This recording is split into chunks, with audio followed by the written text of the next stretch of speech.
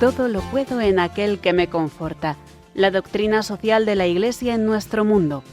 Un programa del Instituto CEU de Humanidades Ángel Ayala y la Asociación Católica de Propagandistas.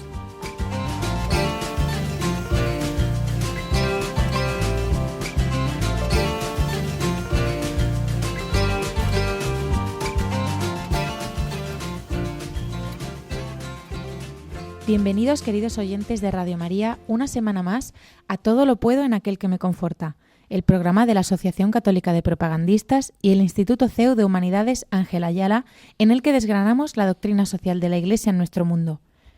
En programas anteriores habíamos comentado los antecedentes europeos que rodearon a la promulgación de la encíclica Rerum Novarum de León XIII y el contenido de esta encíclica, llamada a convertirse en el paradigma del pensamiento social de la Iglesia en la época contemporánea. Hoy vamos a abordar los años posteriores, cómo Europa entra en el siglo XX y la gestación del siguiente gran documento social de la Iglesia, la 40º Anno del Papa Pío XI. Antes de abordar su contenido, vamos a encuadrar el contexto político, social y económico de la Europa de su tiempo, en concreto el significado de los acontecimientos que marcaron profundamente la vida de los europeos por el estallido de la Primera Guerra Mundial en 1914. Para ello, contamos hoy con nosotros con Jesús Cogollos, profesor de Doctrina Social de la Iglesia y al que ustedes seguro ya conocerán de programas anteriores. Hoy ha venido acompañado por el profesor de Historia Contemporánea Carlos Gregorio Hernández, director del Instituto CEU de Humanidades Ángel Ayala y experto en el periodo de la Europa de entreguerras. Antes de abordar el contexto en el que estalló la Primera Guerra Mundial, ¿qué pontífice ocupaba el solio pontificio en ese momento? Buenas tardes, Clara. Gracias a Carlos por su presencia hoy en nuestro programa. Pues precisamente desde septiembre de 1914 el Papa era ya como de la Chiesa, Benedicto XV, quien lo sería hasta enero de 1922. Era, yo creo, salvo que Carlos me corrija, yo creo que es el último papa, sobre todo en la época contemporánea, que provenía de una familia de la nobleza italiana. De la Chiesa había nacido en Génova en noviembre de 1854 y se da la circunstancia curiosa de que primero estudió los estudios civiles, la carrera de abogado en concreto, y después ya se ordenó sacerdote. Por cierto que se trató del único pontífice de la edad contemporánea cuya carrera eclesiástica había transcurrido en parte en España, porque dio la casualidad de que fue secretario particular del cardenal Rampolla en su etapa de nuncio en España a partir de 1882. Bueno, cuando Rampolla regresa a Roma, al ser nombrado secretario de Estado por León XIII, se llevó con él a de la Chiesa, ¿no?, como secretario particular. Allí estuvo ligado a tareas en el Vaticano y cuando en 1903 es elegido Papa San Pío X, él permanece, de la Chiesa, permanece como sustituto de la Secretaría de Estado junto al nuevo secretario, Merry del Val, quien le mantiene en el cargo. Bueno, se consagra obispo en diciembre de 1907 y después será arzobispo de Bolonia y al final es creado cardenal en mayo de 1914. Y esto le permitió participar del cónclave del que saldría elegido sucesor de San Pedro.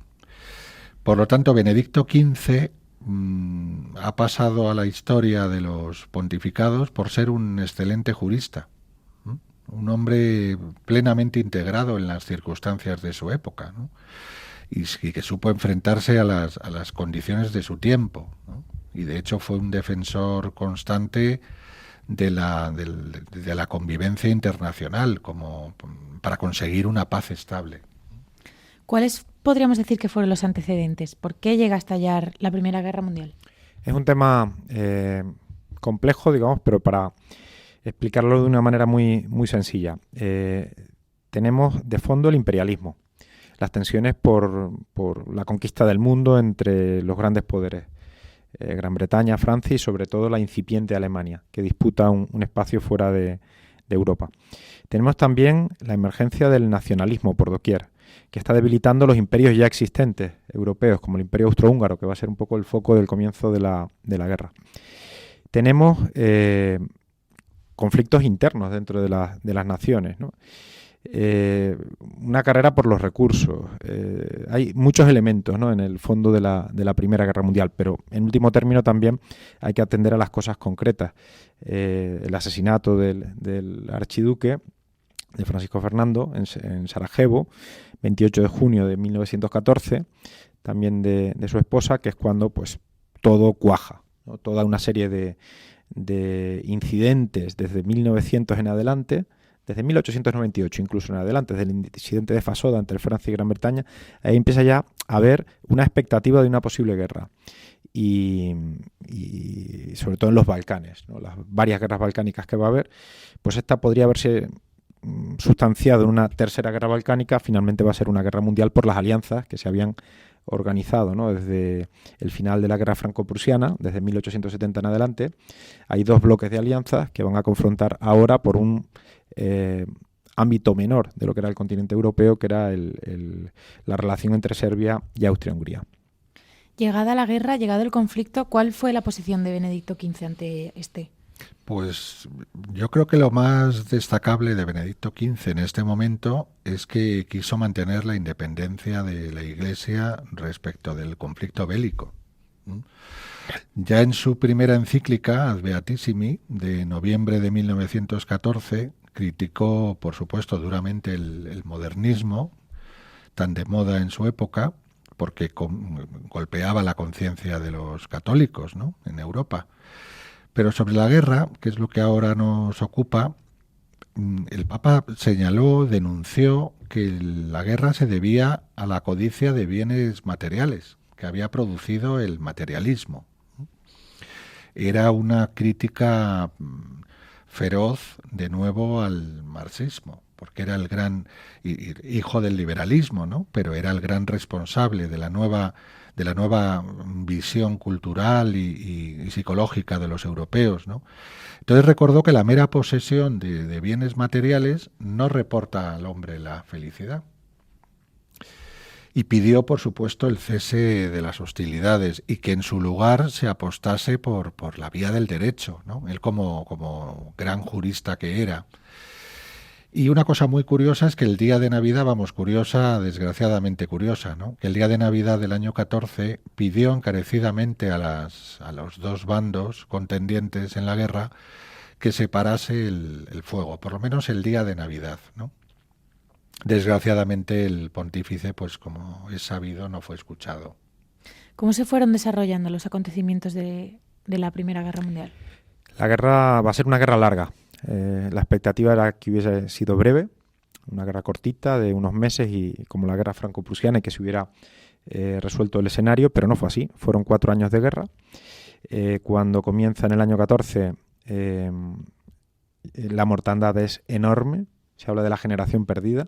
Los jóvenes europeos que van voluntarios a la guerra van a morir en ese año 14, masivamente. En la entrada a la Universidad de Oxford hay una lápida con los nombres de 4.800 personas. La universidad tenía 5.000 alumnos. Entonces, masivamente van a morir los voluntarios que van a esa guerra. Y el escenario, en principio, es lo que se llama la guerra de movimientos, el comienzo de la guerra, y es verdad, hubieron avances, sobre todo alemanes, a través de Bélgica hasta el norte de Francia, pero en septiembre, un mes después del comienzo de la guerra, ya queda estabilizado ese frente. Los alemanes donde van a conseguir avanzar es en el frente ruso, también muy profundamente hasta Bielorrusia y más allá, pero en el frente occidental pasaremos por diversas fases, ¿no? Se habla de la guerra de trincheras para los años siguientes, en los que 15 y 16, en los que quien ataca pierde. En Verdún y en el Somme, quien lanzó la ofensiva, Francia, luego Alemania, va a perder. El alto mando parece que todavía no era consciente de lo que representaba el cambio de armamento en ese momento, ¿no?, que se llevaba copiando armamento, pero también hay novedades en el tipo de armas que se usan, que van a acabar con el que ataca, ¿no?, el armamento defensivo es más poderoso. Se habla también para el año 17, que sería como el año crucial de la guerra, donde cambia casi todo, ¿no? Es la entrada de los Estados Unidos en guerra, la salida de Rusia de la guerra, la ofensiva alemana, ya del final de la guerra, la entrada de Rumanía. Bueno, pasan muchas cosas en ese año, pero queda claro que Alemania no puede ganar. Y conforme entramos en el año 18, pues sus recursos se agotan e implosiona la capacidad del Estado alemán para aguantar esa guerra. Aunque no lo hubieran empezado ellos, pero sí habían sostenido todo el esfuerzo del año 14 al 18. Bueno, en este contexto, el Papa llevó a cabo iniciativas para que imperaran las razones humanitarias, ¿no? Por ejemplo, encargó a Monseñor Tedeschini, el nuevo secretario de Estado, y que será nuncio en España, andando los años, que organizase una oficina para recabar datos sobre combatientes desaparecidos. Y además, en la ciudad de Berna, estableció una comisión permanente para negociar el traspaso de detenidos, fuesen militares o civiles, ¿no? Y, por ejemplo, es sabido que unos 100.000 prisioneros fueron trasladados a países neutrales, ¿no?, en la primavera de 1915. Luego también el Vaticano intentó garantizar la atención espiritual en los frentes de combate. Y, por ejemplo, se autorizó una cuestión pues muy concreta, ¿no?, por iniciativa del Santo Padre, que los soldados que fueran a entrar en combate pudiesen recibir la absolución de sus pecados, los que fueran a entrar en la guerra, ¿no?, en el combate directo. Y que siempre con la condición de que luego los confesaran a un ministro ordenado en la inmediata oportunidad siguiente que tuvieran, ¿no? Pero dada la cercanía y el uso de la violencia tan indiscriminado, ¿no?, en situaciones de riesgo. Y luego el Papa también organizó una serie de colectas para los damnificados. Hay una cifra, bueno, algo redonda que suelen utilizar los historiadores, y es que, por ejemplo, recaudó en torno a más de 82 millones de liras en estas colectas, ¿no?, para los damnificados. Esto último también fue secundado y apoyado por Alfonso XIII, ¿no, Carlos Gregorio? Sí, aquí en España se crea la Oficina Pro Cautivos de una manera casi improvisada, digamos, a petición de gente que escribía al rey de España como país neutral, y se va complicando esa oficina hasta tener más de 20 empleados que reciben cartas de los dos bandos, de gente que busca pues aclarar si su hijo ha fallecido, si vive en algún país, si ha conseguido salvar su vida o tiene alguna herida, ¿no? Y esto va a durar pues todo el conflicto. Sobre decía Carlos que ya en el año 17 ya se perfila el desenlace de la guerra, ¿no?, o se va desarrollando ya con más claridad. El Papa en el verano de este año, del 17, dirigió una oferta de paz a los gobiernos.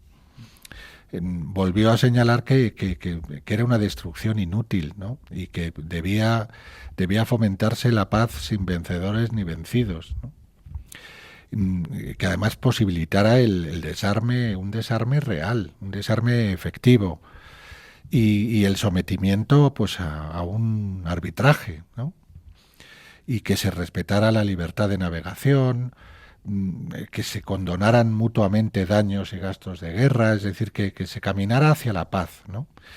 Y luego también planteó en esa oferta de paz, en cuanto a los territorios ocupados, estaba por ejemplo Alsacia y Lorena, que se disputaban Francia y Alemania, estaba Trieste y Trentino, entre Austria e Italia.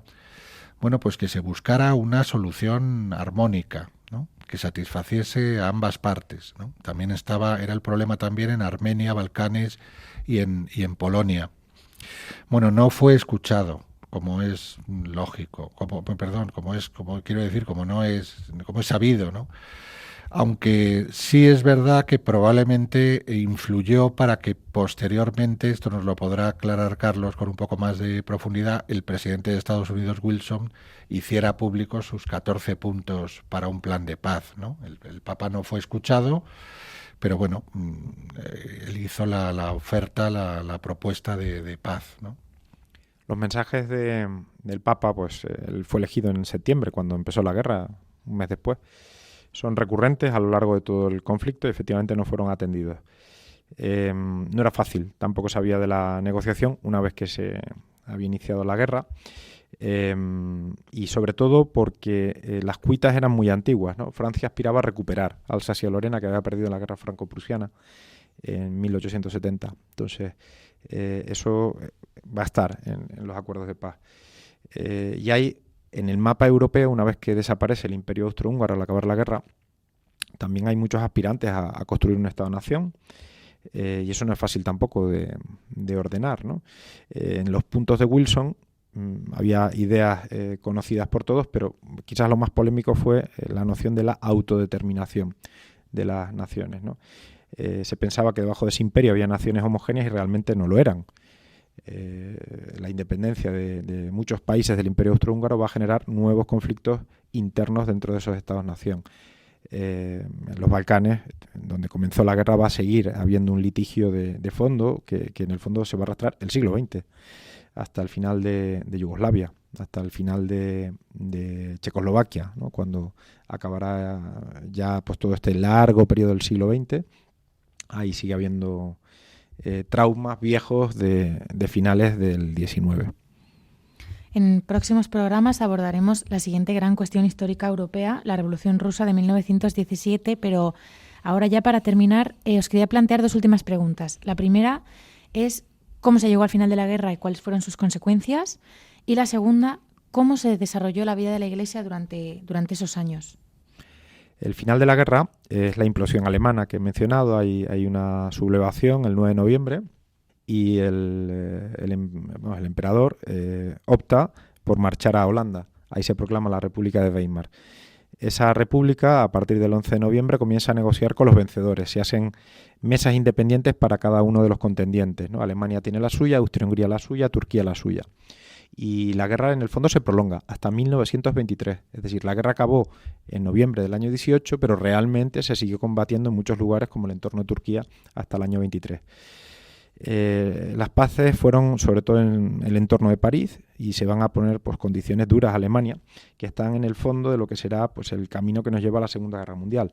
Condiciones como la desmilitarización de parte del suelo alemán, el límite al número de soldados que puede tener Alemania, que hay alemanes en otros países que no se van a poder autodeterminar para ser alemanes, sino que van a tener que estar viviendo pues dentro de naciones que no eran la suya, territorios que dejaron de ser alemán y pasaron a ser pues de Dinamarca, de Lituania, de Polonia, la nueva Polonia, de Checoslovaquia, de Francia, ¿no? Es decir, ahí hay un tema importante alrededor de Alemania. También todas sus colonias pasan a ser administradas por los vencedores, por Japón, por Gran Bretaña y por Francia. Pero vamos, es un tema que tiene mucho recorrido porque se está renegociando, incluso hasta el Tratado de Locarno, podría decirse. Hasta 1924 hay una atenuación de las condiciones que se le pusieron a Alemania en el año 19. ¿Y con respecto a la Iglesia, Jesús? Pues yo creo que hay una serie de consecuencias relevantes. Por ejemplo, la cuestión romana, de la que hablábamos en el programa anterior. Pues Italia entra en guerra ya avanzado el conflicto bélico, pero precisamente con la presión de sus autoridades civiles para que el problema territorial con la Santa Sede no se abordara. Es decir, que quedaba al margen de cualquier cuestión litigiosa, ¿no? Con motivo del conflicto.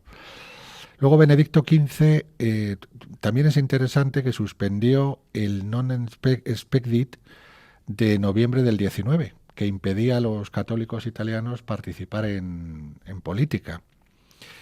Y en este caso había surgido va a surgir un Partido Popular Italiano, una fuerza que defiende el derecho público cristiano, fundado por el sacerdote Sturzo, que evitaba todo carácter confesional, pero que se sabe de que la Secretaría de Estado del Vaticano influía en sus dirigentes, ¿no?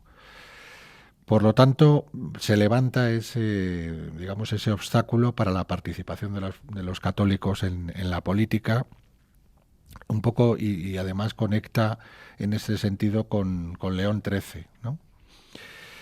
Y después, en cuanto a la vida interna de la Iglesia, pues Benedicto XV se ocupó mucho de mejorar la formación del clero, creó la Congregación de Seminarios y Universidades, promulgó un nuevo Código de Derecho Canónico en junio de 1917, la Bula Providentissima Mater, consiguió evitar que se repatriara a los misioneros alemanes de las colonias de Alemania, porque claro, a la Iglesia lo que le interesaba era que continuase la actividad pastoral, ¿no?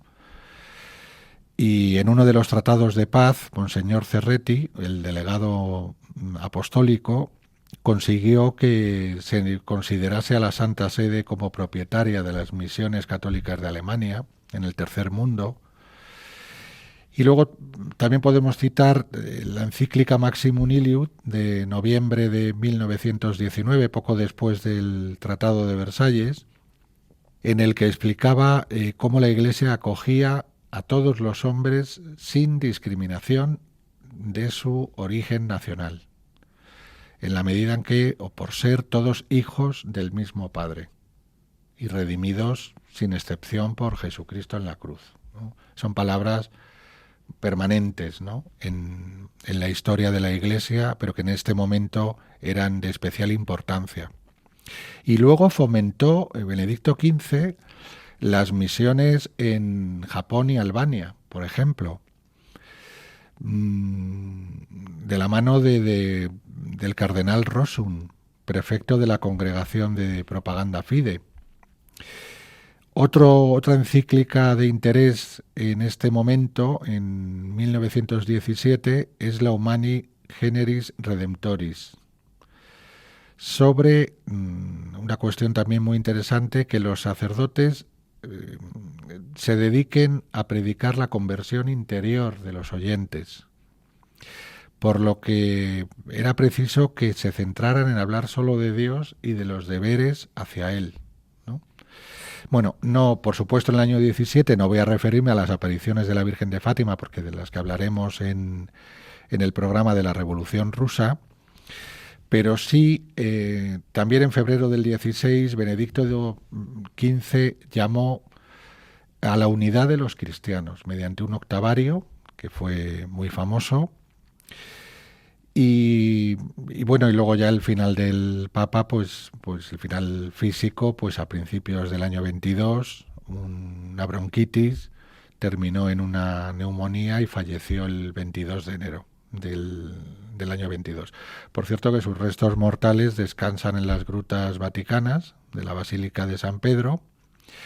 Y luego, poco después de morir, hay una placa erigida en Turquía que decía como epitafio, y yo creo que es al final un gran resumen de este pontífice: al gran Papa que vivió la tragedia mundial como benefactor de todos los pueblos, al margen de su nacionalidad o religión. Con este resumen de lo que fue el pontificado de Benedicto XV en este contexto de la Primera Guerra Mundial, nos despedimos de esta primera parte de Todo lo puedo en aquel que me conforta.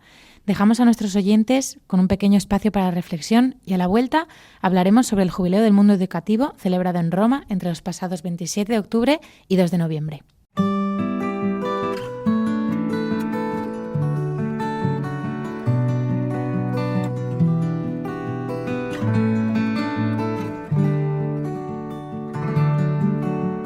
Qué descansada vida la del que huye del mundanal ruido y sigue la escondida senda por donde han ido los pocos sabios que en el mundo han sido. Que no le enturbia el pecho de los soberbios, grande es el Estado, ni del dorado techo se admira fabricado, del sabio moro en jaspe sustentado. No cura si la fama canta con voz, su nombre pregonera, ni cura si encarama la lengua lisonjera. Lo que condena la verdad sincera.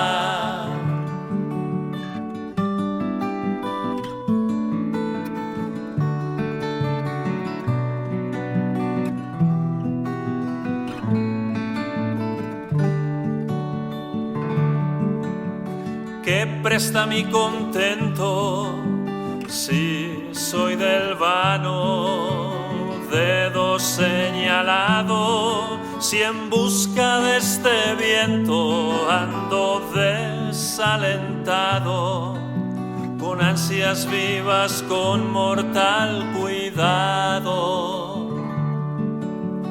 Oh monte o fuente o río, oh secreto, seguro deleitoso, roto casi el navío, a vuestro almo reposo. Huyo de aqueste mar tempestuoso. Un no rompido sueño, un día puro, alegre, libre quiero. No quiero ver el ceño vanamente severo de quien la sangre ensalza o el dinero.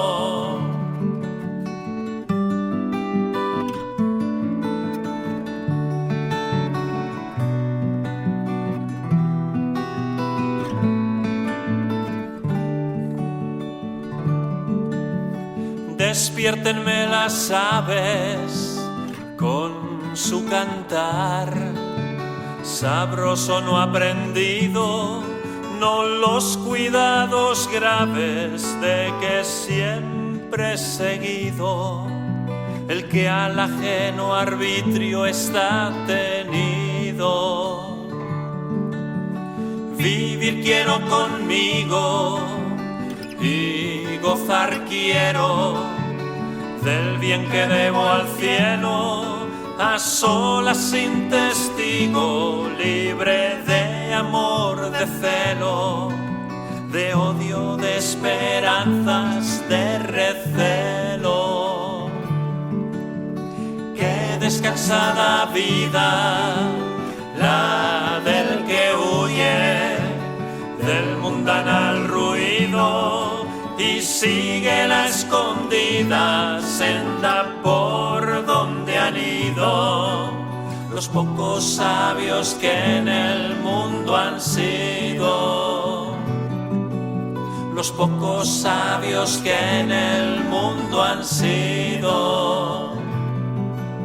Los pocos sabios que en el mundo.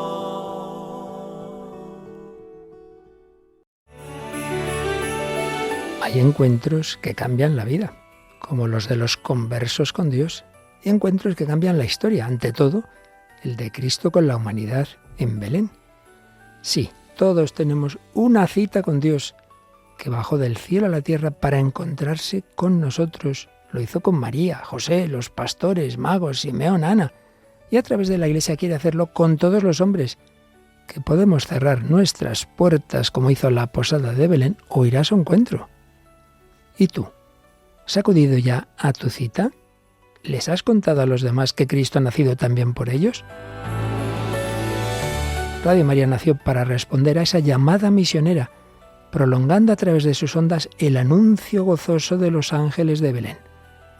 Para realizar esta llamada necesitamos tu ayuda, tu oración, compromiso voluntario y donativo. Puedes informarte de cómo colaborar llamando al 91 822 8010 o entrando en nuestra página web radiomaria.es, para que no falte nadie en Belén y podamos desear a todos santa y feliz Navidad. Ya estamos de vuelta en Todo lo puedo en aquel que me conforta, el programa de la Asociación Católica de Propagandistas y el Instituto de Humanidades Ángela Ayala.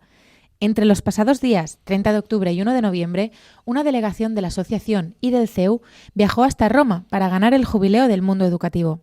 Para hablar de este último y para que nos trasladen sus impresiones de este acontecimiento que vivieron en primera persona, contamos hoy con 2 profesores. En primer lugar, Ana Corregidor, profesora en el grado de Terapia Ocupacional en la Facultad de Ciencias de la Salud de la Universidad de Castilla-La Mancha y coordinadora del programa universitario Saramago 50+. También es profesora del máster en daño cerebral y terapias basadas en robótica y realidad virtual. Además, es miembro de la Asociación Católica de Propagandistas, de la que es actualmente consejera nacional.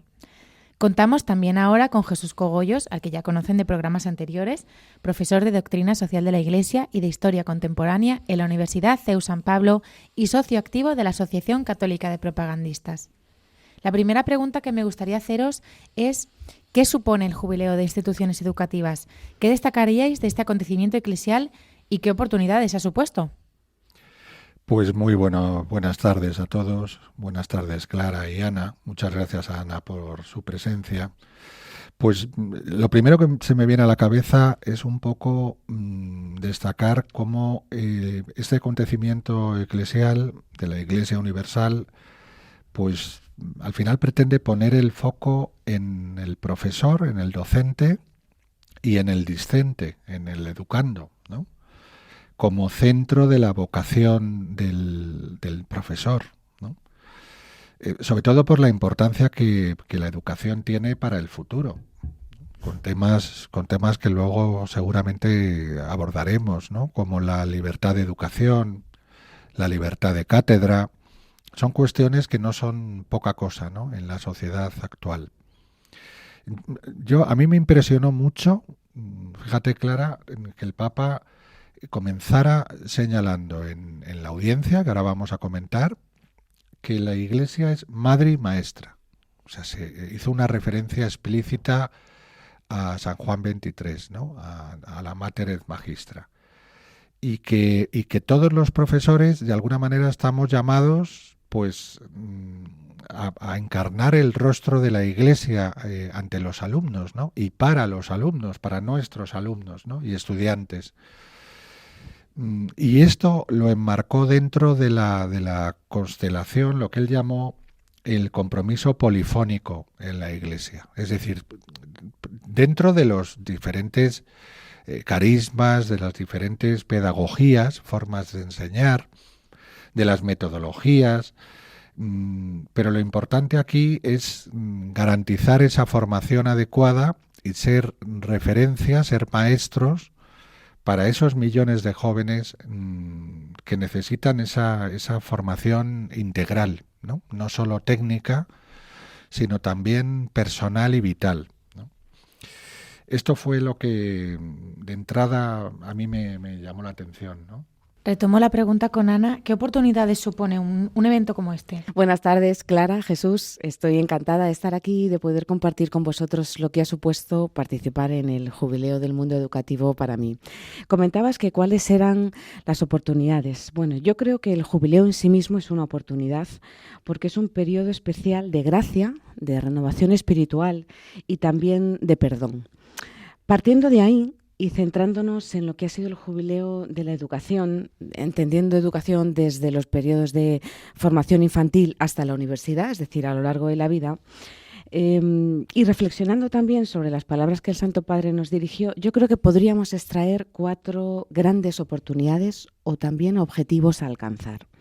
El primero de ellos fue pues, una oportunidad para revalorizar la misión educativa, reconocer y agradecer la labor de todos los profesores, de los educadores, también de los alumnos y también del personal de administración y de mantenimiento que forman parte también de la comunidad educativa, destacando que educar no es solo transmitir conocimientos, porque relativamente eso es fácil, ¿no? Educar es formar personas y formar personas íntegras. Y de esto también nos habló el Papa, ¿no? Y está en relación con otra oportunidad, que es la oportunidad de defender la libertad de educación, que vemos muy atacada también, y la libertad de cátedra en 3 grandes líneas, ¿no? En primer lugar, la libertad de los padres como los primeros educadores que tiene el niño. Por otra parte, la libertad de las instituciones que tienen el derecho a proponer libremente un proyecto educativo. Y en tercer lugar también la libertad del profesor para enseñar desde la verdad, para enseñar persiguiendo el bien de la persona, sin que quede reducido nuestra enseñanza a una mera técnica o a un mero conocimiento o la transmisión utilitaria, ¿no? Sobre todo, pues a lo mejor en ciencia, que es donde yo trabajo, que es lo más frecuente, ¿no?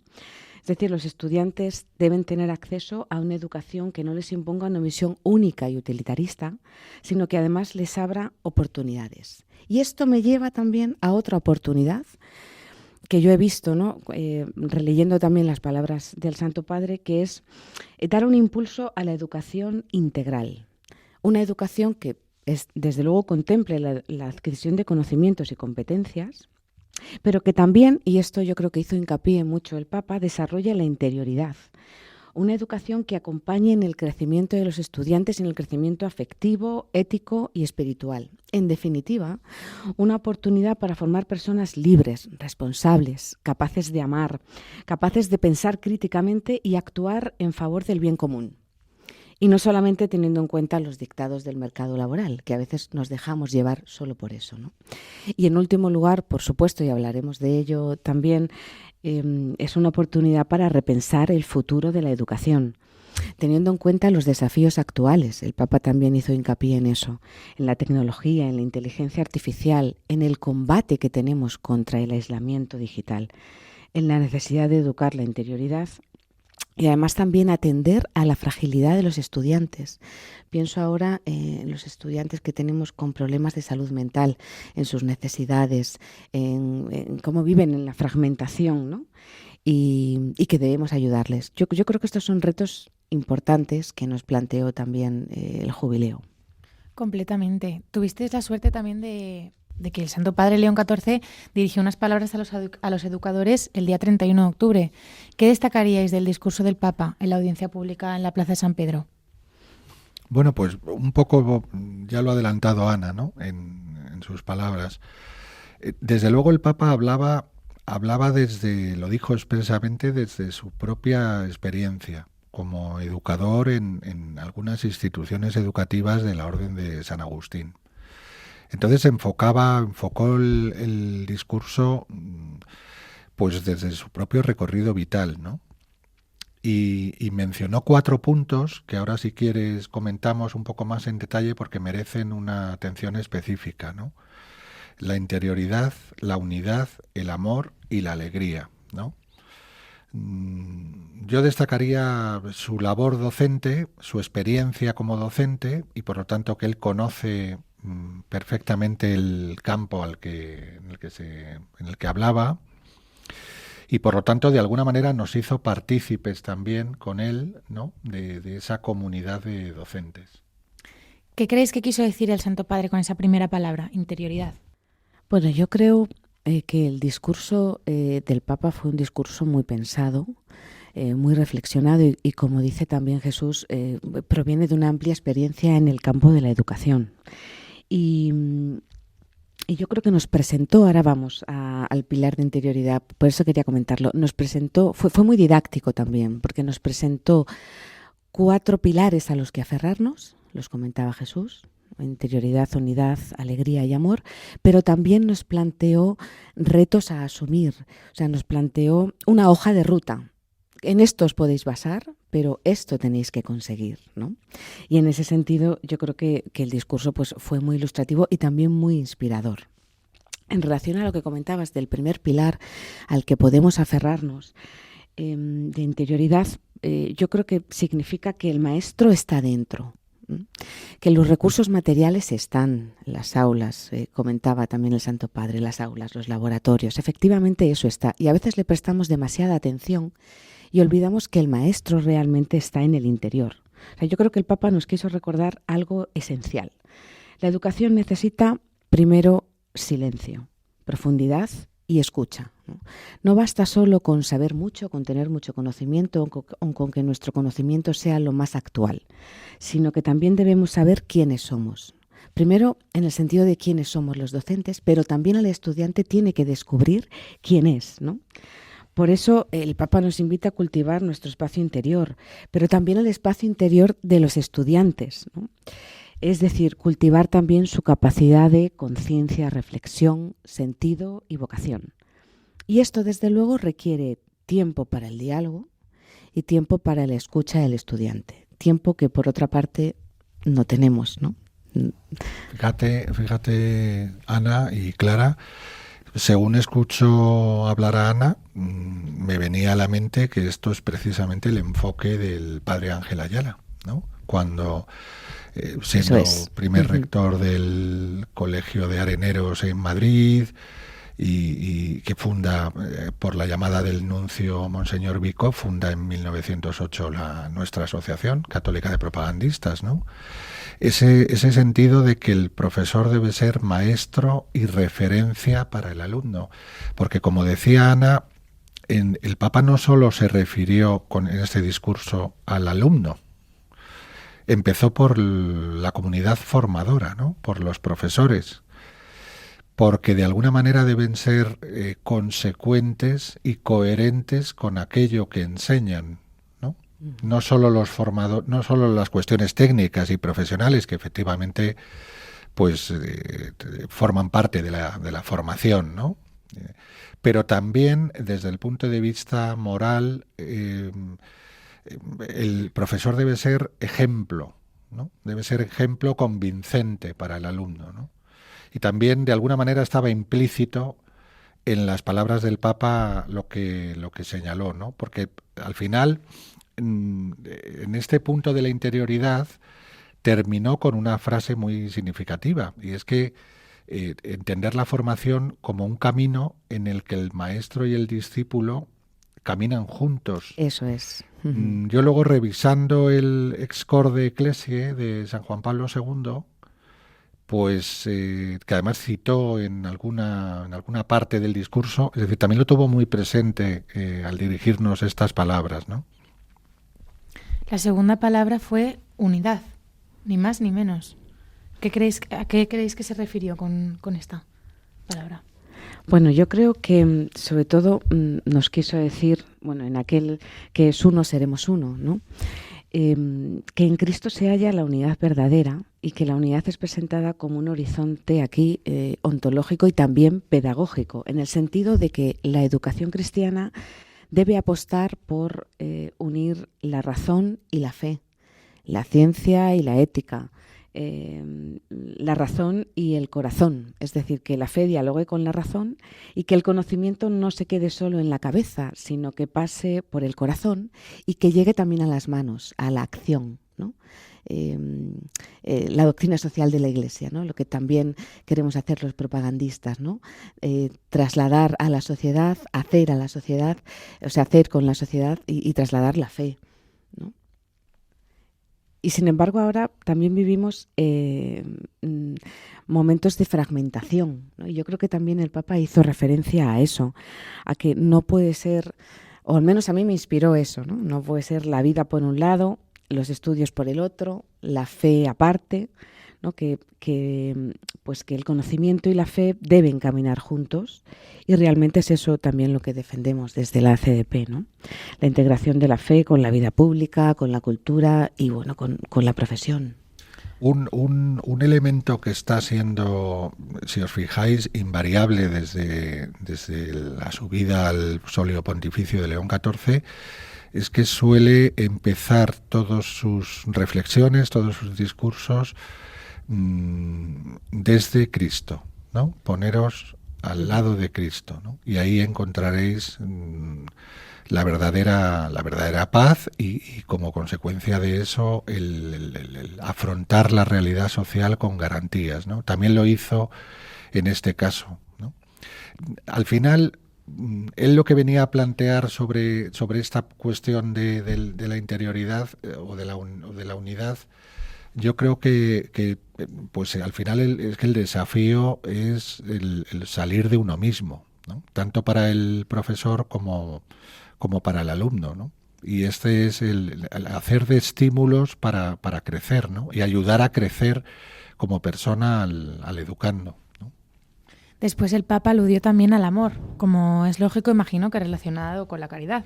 Sí, eso es. El Papa afirmaba en su discurso que la enseñanza nunca puede separarse del amor. A mí esta frase pues me ha hecho reflexionar mucho, ¿no? Porque No se trata de transmitir contenido. Yo creo que los profesores dedicamos mucho tiempo a preparar las clases, a actualizarlas, pero no solo se trata de eso, ¿no? Sino sí, efectivamente lo tenemos que hacer, es una función dentro de nuestro trabajo, pero también se trata de responder a las necesidades, ¿no? De ofrecer, de dar sin esperar nada a cambio. Eso en definitiva es el amor.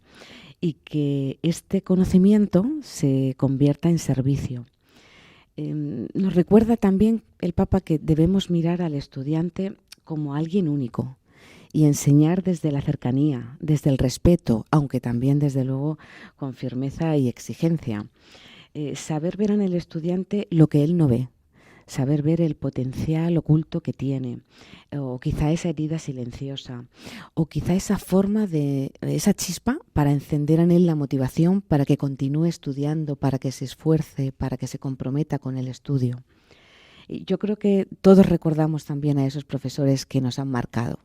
¿Y por qué nos han marcado? Pues nos han marcado porque nos dieron a lo mejor tiempo para escucharnos, nos dieron consejos, o nos marcaron porque tuvieron paciencia, porque nos escucharon. Yo creo que es a eso a lo que alude el discurso del Papa, ¿no? Educar con amor, pues transmitiendo realmente lo que sentimos, ¿no? Transmitiendo la fe y ayudar al estudiante. Y luego a mí me llamó la atención en este apartado 2 ejes que muestran la continuidad del magisterio social de la Iglesia, ¿no?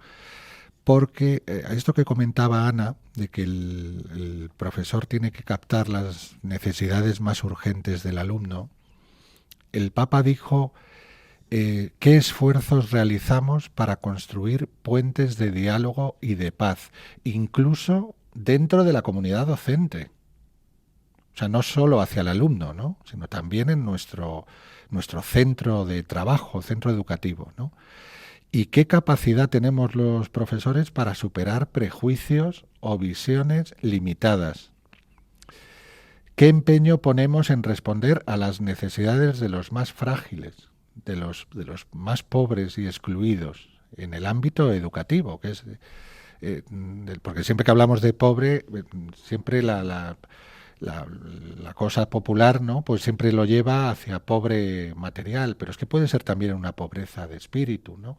Y el profesor tiene que ser sensible para atraer al alumno, ¿no? Cuando éste realmente lo necesita.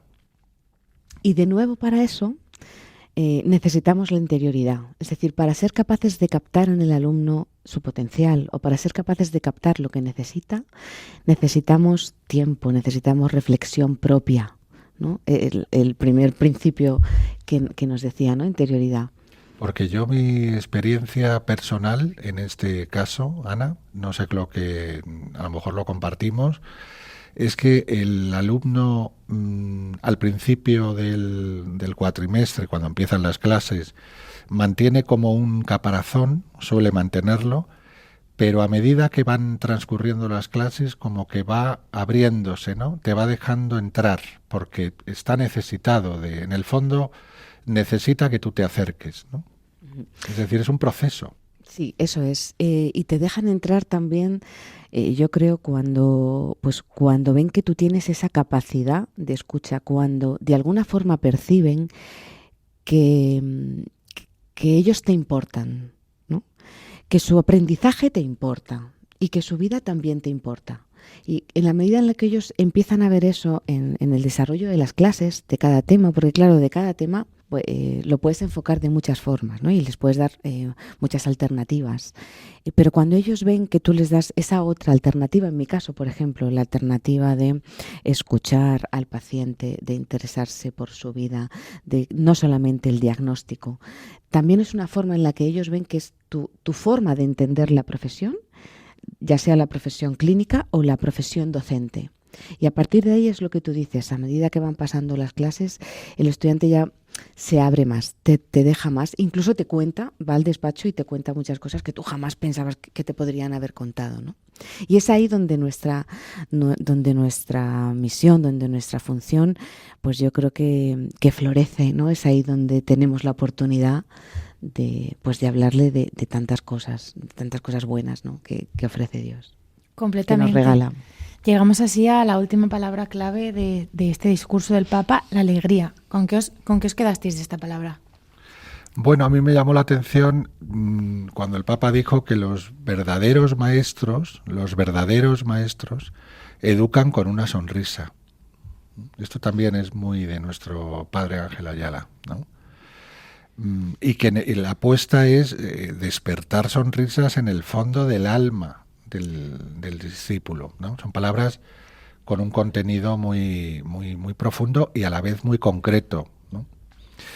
¿Y por qué? Pues porque efectivamente tenemos, como decía Ana antes, ¿no? Tenemos evidencias cada vez más claras de la fragilidad interior, ¿no? Que se vive en nuestro mundo, en todas las edades, porque esto no es una cuestión de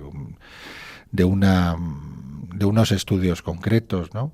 Al final es el recorrido formativo del alumno. Te vas encontrando con alumnos que están necesitados de tu capacidad de escucha, ¿no? Como decíamos. Y luego cito una cuestión que relacionándola con esto, y que va a formar parte de los próximos documentos magisteriales, seguro, en este pontificado, que citaba antes Ana al principio, la inteligencia artificial, ¿no? Por ese conocimiento frío y estandarizado que ofrece, pero que a la vez deshumaniza, ¿no? Y el problema es que desde el punto de vista del alumno le aísla, ¿no? En la comunidad de sus propios compañeros y en su relación con el profesor, ¿no? O sea que al final, volviendo otra vez a San Agustín, volvió a hacer hincapié en el compromiso y en la alegría del proceso educativo, ¿no? Un proceso infieri, como decían los latinos, porque el ser humano está en construcción. Por lo tanto, aquí se remitió claramente a las confesiones de San Agustín, ¿no? O sea que, en definitiva, el Papa cerró este último punto cardinal de nuevo como lo había empezado, citando Mateo 25:40, ¿no? Cada vez que lo hicieron con el más pequeño de mis hermanos, lo hicieron conmigo. Es decir, es un poco como que vuelve al principio del discurso y vuelve a cerrar con las palabras de Cristo, ¿no? ¿Cuál fue vuestra experiencia personal y la percepción que tuvisteis los miembros de la asociación y del CEU esos días en Roma? Bueno, pues participar en el Jubileo de la Educación verdaderamente es que ha sido una ocasión privilegiada, ¿no? Por una parte, por estar cerca del Santo Padre, poder verle, poder escucharle y poder dejarte impregnar por esa mirada de paz, es lo que yo más destacaría, ¿no? Y escucharle en directo, por supuesto. Y en segundo lugar, pues por compartir esos días con los miembros de la CDP y también pues con los responsables de sus diferentes obras educativas. Yo realmente sentía cuando nos veía pues a todos escuchando el discurso o camino a lo mejor al hotel, pues sentía como estábamos unidos por una misión común, ¿no? La misión de educar y acompañar desde la fe y la verdad. Ese sentimiento creo que nos ha acompañado durante todos los momentos que hemos compartido, sentirnos una comunidad. Pero el jubileo no ha sido solo sabernos reconfortados y reconocidos, ¿no? Las palabras del Santo Padre fueron de verdad acogedoras y reforzadoras. También creo que para mí ha sido un alto en el camino, sobre todo para quienes llevamos mucho tiempo en el mundo de la educación, en el mundo educativo. Ha sido un alto en el camino para preguntarnos qué estamos haciendo y hacia dónde vamos, ¿no? Comentaba antes Jesús la frase de provocar sonrisas en el alma, y yo repensando y leyendo el discurso pensaba, pero ¿cómo puedo yo generar sonrisas en el alma del alumno, ¿no? O sea, tengo ese poder porque el Papa nos lo ha dicho, pero ¿cómo puedo hacerlo, ¿no? Por eso yo creo que para mí el jubileo ha sido volver a la esencia de la educación, ¿no? Volver a recordar que educar no es solo enseñar con los contenidos más actuales ni los hallazgos más relevantes publicados en las revistas que se publican en Q1, ¿no? O usar las nuevas tecnologías, sino que en este mundo tan acelerado en el que vivimos, con tanta información o con tanta desinformación, El jubileo nos ha dicho, o al menos a mí me ha dicho, detente un momento, mira a los estudiantes, escucha también su historia, su vida, lo que hay detrás de cada aula, de cada examen. O sea, hay una persona que busca sentido y que necesita ser escuchada, ¿no? En definitiva, para mí ha supuesto reentender de nuevo la enseñanza y la educación como un acto de amor y también como una misión de esperanza, ¿no? Al participar en el proceso formativo, en definitiva, apostamos por lo que todavía no es, pero en lo que puede llegar a ser. O sea que en ese sentido yo diría que para mí esta experiencia ha sido un alto en el camino y un pararme y un volver a la esencia de lo que es educar y a lo que el Señor me pide de mí cada día que voy a trabajar. Muchísimas gracias, Ana. Estoy segura de que habría muchísimas cosas más que comentar sobre este jubileo, retos para el futuro, pero tristemente hasta aquí llega nuestro programa de hoy. Os dejamos con importantes mensajes para reflexionar antes de la entrada del fin de semana. Gracias a nuestro director, Juan Ignacio Grande, a Jesús Cogollos, Carlos Gregorio Hernández, profesores del Instituto CEU de Humanidades Ángela Ayala y a Ana Corregidor, que nos ha hablado sobre el jubileo del mundo educativo. Gracias también a todos los que nos habéis escuchado una semana más y acompañado en este viaje. Y gracias también a quien hace esto posible, la Asociación Católica de Propagandistas y el Instituto CEU de Humanidades Ángela Ayala. Si os ha gustado el programa, podéis volverlo a escuchar en la web de radiomaria.es, en el apartado de podcast, pidiendo el programa en pedidosdeprogramas@radiomaria.es o en nuestro teléfono 91 822 8010. También podéis poneros en contacto con nosotros a través de nuestras redes sociales, mandando una carta al programa Todo lo puedo en aquel que me conforta a Radio María, Paseo de Lanceros, número 2, 28024 de Madrid, o a través de nuestro correo electrónico doctrinasocial@radiomaria.es. Un fuerte abrazo de Clara González.